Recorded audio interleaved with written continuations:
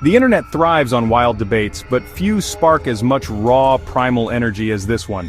It's the kind of question that instantly divides a room, ignites comment sections, and gets everyone from armchair philosophers to gym bros weighing in with passionate arguments. Who would win in a fight, 100 unarmed, average men, or a single fully grown silverback gorilla? It sounds like a joke, but it's a scenario that's been debated endlessly, both online and off. This isn't just a simple contest of numbers versus brute strength, it's a collision of biology, physics, psychology, and pure chaos. The question forces us to consider not just who is stronger but how groups behave, how fear and adrenaline work, and what happens when nature's most social animal faces off against one of its most powerful. No weapons, no tricks, just raw, prehistoric combat. Imagine a bare arena, stripped of technology and tools, where only instinct, muscle, and willpower matter. To answer, we'll break down the strengths and weaknesses of both sides. We'll look at the raw stats, but also the intangibles, like teamwork, fear, and the unpredictability of a real fight. What does average man really mean when multiplied by 100? Are 100 individuals truly a team, or just a chaotic mob? Can sheer numbers overcome the challenge of coordination and courage? And can that collective force, with all its potential, actually topple a 400-pound fortress of muscle, speed, and primal aggression? The gorilla isn't just strong, it's a living tank, built for survival in the wild. The scenario might sound absurd, but it's a fascinating lens on biomechanics, group dynamics, and the limits of human cooperation. It's a thought experiment that reveals how we think about strength, strategy, and what it means to be human. Many assume numbers always win. After all, 100 is a lot. But is it enough when facing a single focused force of nature? But humans aren't ants, and a gorilla isn't a beetle. Our instincts, fears, and limitations set us apart from the animal kingdom in surprising ways. This is a battle of chaos versus concentrated power, and the outcome isn't as obvious as you might think. The answer lies somewhere between science, psychology, and the unpredictable nature of a true fight. So, let's dive into the science, the speculation, and the wild possibilities behind this bizarre, epic showdown.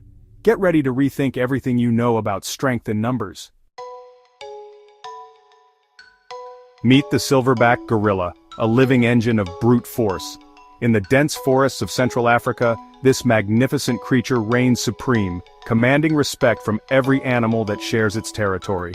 The silverback is not just a symbol of raw power, but also of intelligence and leadership, guiding its troop with a mix of gentle authority and unyielding strength. Standing up to 6 feet tall and weighing over 400 pounds, this is pure, functional muscle. Every inch of its body is built for survival, from its broad shoulders to its massive chest. When a silverback moves, the ground seems to tremble beneath its weight, a reminder of the sheer physical presence it brings to the wild.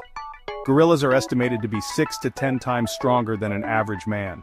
Imagine the combined strength of several athletes packed into a single body, yet the gorilla wields this power with remarkable control, rarely using it unless absolutely necessary. They can bend iron bars, tear down trees, and their grip can crush what a human can barely dent. Even the thickest branches snap like twigs in their hands, and their fingers, tipped with thick nails, are capable of feats of strength that defy belief. Their arms are longer and more powerful than ours, ending in hands built for grappling and smashing. These limbs are not just for show, they allow the gorilla to move through the forest with ease, swinging, climbing, and defending its family from any threat. Add in 2-inch canines and a bite force of 1,300 psi, double that of a lion. Their jaws are designed to crush tough vegetation, but in a fight, they become weapons capable of inflicting devastating injuries.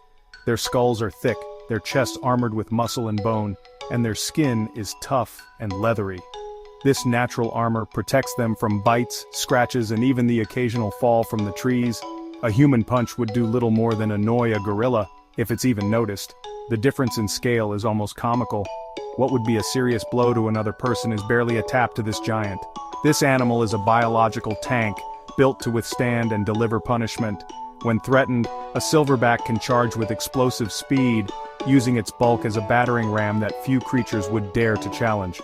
In close quarters, the gorilla is a nightmare opponent. Its reflexes are sharp, its senses keen, and its aggression, when provoked, is overwhelming. Its durability and power make it nearly impervious to unarmed human attack. Even a group of people would struggle to make any impact as the gorilla shrugs off blows and stands its ground. Against 100 men, it's not just strong, it's terrifyingly efficient. The silverback is nature's ultimate bouncer, a living fortress that few would dare to challenge, and a reminder of the raw, untamed power that still exists in the wild. Now the challengers, 100 average men, not soldiers or athletes, just a random cross-section of the population. Most are out of shape, untrained, and unprepared for violence. The average man can bench press 135 pounds, run a mile in 10 minutes, and has never faced mortal danger. Their only weapons are fists, feet, and maybe a desperate attempt at eye gouging. Psychologically, they're at a huge disadvantage. Imagine facing a roaring, charging gorilla. Panic, not teamwork, is the likely response. Human bodies are fragile. Bones break, skin tears, and vital organs are poorly protected. No claws, no fangs, no thick hide, just glass cannons without the cannon. Even if a few are brave, most would scatter or freeze. The group's greatest weakness isn't physical, it's mental. Against a gorilla, fear and chaos would rule.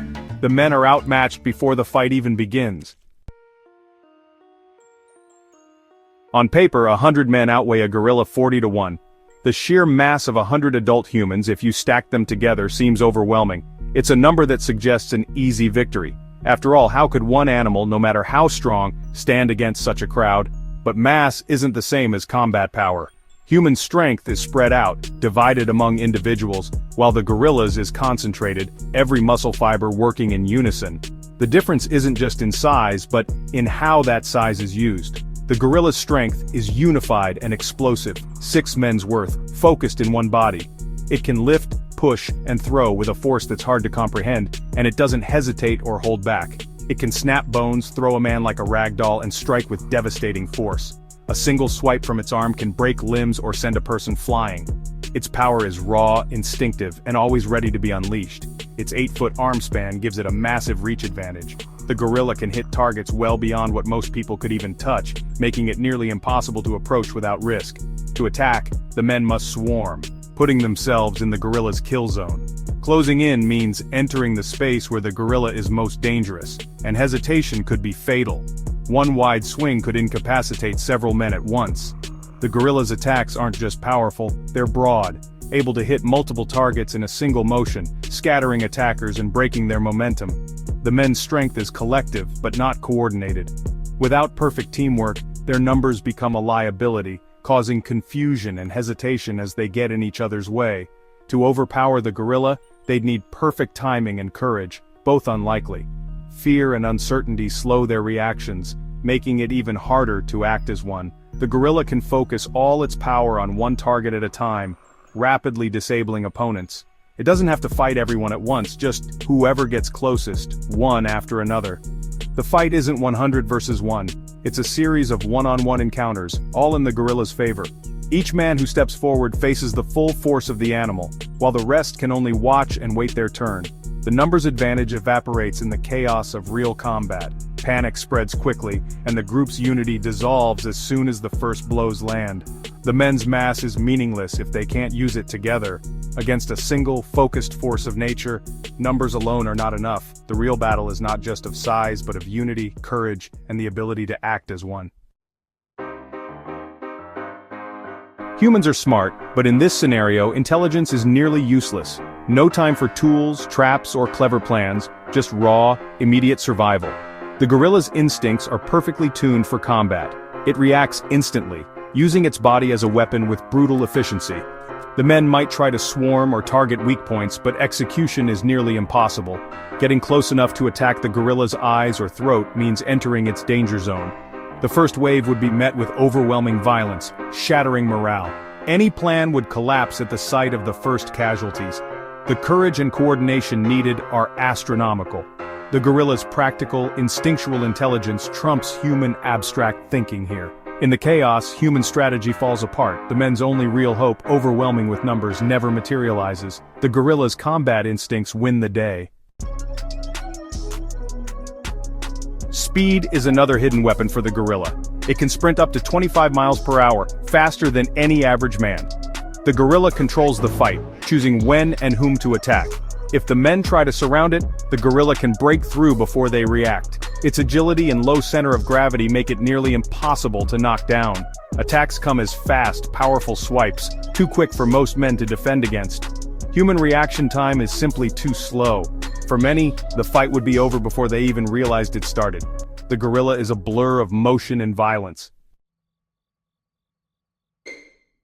Teamwork is the men's only theoretical advantage.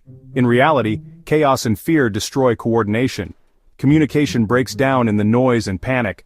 No leader can organize 100 terrified people in a crisis. Even if a few charge together, the gorilla can use one man as a weapon against the rest. The first waves would be annihilated, shattering morale for everyone else. Even basic cooperation, like grabbing a limb, requires impossible timing and bravery. 10 men might restrain one arm, but the gorilla's other limbs and jaws remain free. The cost of failure is catastrophic. In this scenario, teamwork divides rather than multiplies their strength.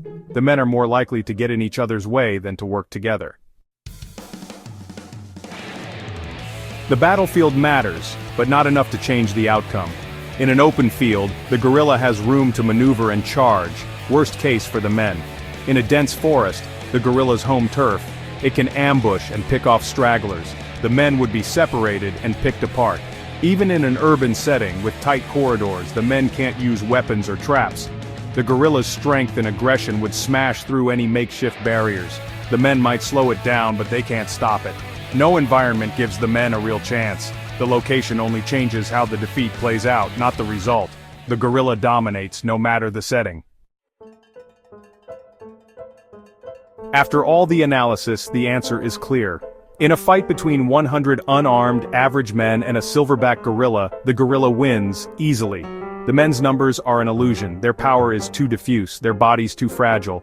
The gorilla's strength, speed, and combat instincts are overwhelming.